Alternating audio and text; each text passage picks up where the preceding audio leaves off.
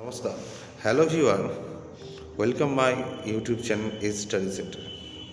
এবছর মাধ্যমিক পরীক্ষা দিতে যারা যাচ্ছ তাদের লাস্ট মিনিট ইতিহাস সাজেশন, যে 8 মার্কসের প্রশ্ন কি কমন পড়বে কি কমন পড়বে না, তার জন্য আর ভাবনা নয়, আমরা নিয়ে এসেছি সেরকমই কিছু প্রশ্ন যেগুলো তোমাদের অবশ্যই কাজে লাগবে। তো দেখে নেওয়া যাক এবারের আমাদের প্রথম প্রশ্ন যেটা তোমরা অবশ্যই করবে সেটা হচ্ছে সশস্ত্র বিপ্লবী আন্দোলনে নারীদের ভূমিকা বিশ্লেষণ করো। তারপরের প্রশ্ন, সশস্ত্র বিপ্লবী আন্দোলনে বাংলায় ছাত্র সমাজের কীরূপ ভূমিকা পালন করেছিল। এই দুটো প্রশ্নের মধ্যে একটা প্রশ্ন অবশ্যই কমন পাবে। এরপরে বাংলায় নবসূত্র আন্দোলনের সংক্ষিপ্ত পরিচয় দাও। বঙ্গভঙ্গ বিরোধী আন্দোলনে নারী সমাজের অবদান সংক্ষেপে আলোচনা করো। এরপরের প্রশ্ন, ভারত ছাড়ো আন্দোলনে শ্রমিকদের ভূমিকা বিশ্লেষণ করো। ওয়ার্কার্স অ্যান্ড পেজেন্টস পার্টি সম্পর্কে একটি টিকা লেখো। 6 বিংশ শতকে ভারতে উপনিবেশ বিরোধী আন্দোলনে বামপন্থীদের ভূমিকা কী ছিল।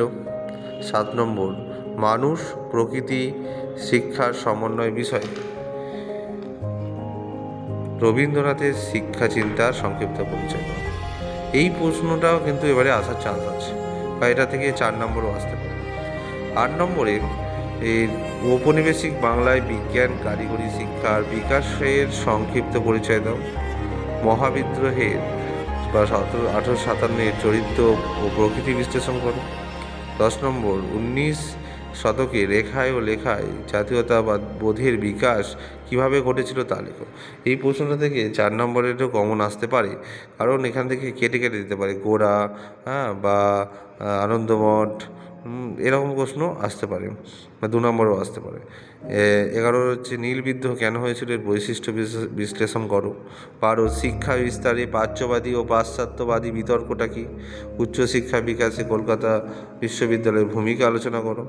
13 বাংলায় নবজাগরণ বলতে কী বোঝায়, এর সীমাবদ্ধতা।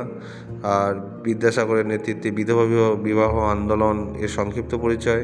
19 শতকে বাংলায় ধর্ম সংস্কার আন্দোলনে রামকৃষ্ণ দেবের ভূমিকা। আর 19 শতকে প্রথমার্ধে সতীদাহ প্রথা বিরোধী প্রচেষ্টাগুলির পরিচয় দাও। রামমোহন রায় কীভাবে সতীদাহ প্রথার বিরোধী এই আন্দোলনকে সাফল্যমণ্ডিত করে। তো এই প্রশ্নগুলো আশা করি এর মধ্যে তোমরা অবশ্যই